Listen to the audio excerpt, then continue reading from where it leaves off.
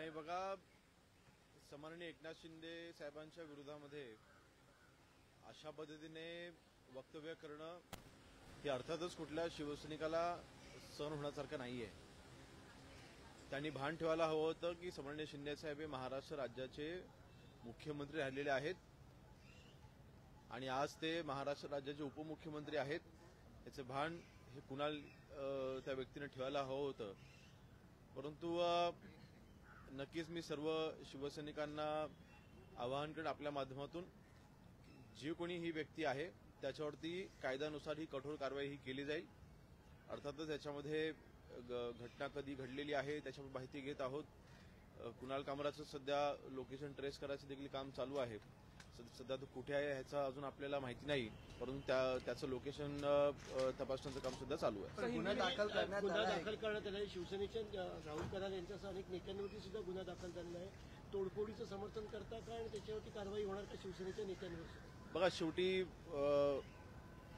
कायदा हा सर्वांसाठी सारखा आहे, परंतु शिवसैनिकांच्या भावना देखील आपण समजून घेतल्या पाहिजेत की अशा पद्धतीने जर का भडकाऊ भाषण करून किंवा भडकाऊ असे व्हिडिओ व्हायरल करून जर का अशा पद्धतीने अपमानास्पद जर का कुठले व्हिडिओ व्हायरल होत असतील किंवा वक्तव्य केली जात असतील तर शिवसैनिकांच्या प्रतिक्रिया येणं हे साहजिक आहे।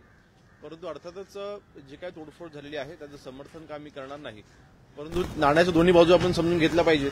नाही ठाकरेंच्या शिवसेनेकडनं प्रश्न विचारला जातो की कायदा सुव्यवस्थेचं नेमकं काय, जर अशा प्रकारे आणि कुणाल कामराचं असं म्हणणं आहे की मी संविधान हातात घेऊन सांगतो की मला हे बोलण्याचा किंवा हे सादर करण्याचा अधिकार आहे। कायदा सुव्यवस्थेचा प्रश्न बद्दल उबाटाच्या कार्यकर्त्यांनी किंवा त्यांच्या नेत्यांनी आम्हाला सांगू नये। उद्धवजी मुख्यमंत्री असताना महाराष्ट्रामध्ये ज्या ज्या घटना घडल्या आहेत ते संबंध जगासमोर आहेत। एकंदरीत अशा पद्धतीने मला वाटतं जी काही प्रकरण मागच्या 3-4 दिवसामध्ये महाराष्ट्रामध्ये आपल्याला होताना पाहायला मिळत आहेत, जे काही हालचाली काही हत्या झाल्या, काही आत्महत्या झाल्या, त्या बाबतीमधल्या ज्या काही घटना पाहायला मिळत आहेत, कदाचित त्याच्यावरती पडदा टाकण्याकरता देखील काही लोक प्रयत्न करत असतील अशी आम्हाला शंका आहे, अशी मला वैयक्तिक शंका आहे।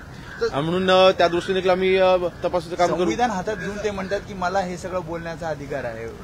नाही, बोलण्याचा अधिकार फ्रीडम ऑफ स्पीच सगळ्यांना आहे, पण त्या फ्रीडम ऑफ स्पीचचा तुम्ही असा दुरुपयोग करून घेऊन एखाद्या संविधानात्मक पोस्टवरती बसलेल्या व्यक्तीवरला तुम्ही असं अपमानित तुम्ही करू शकत नाही आणि म्हणून मला वाटतं योग्यरित्या त्याच्यावरती कायदेशीर कारवाई केली जाते।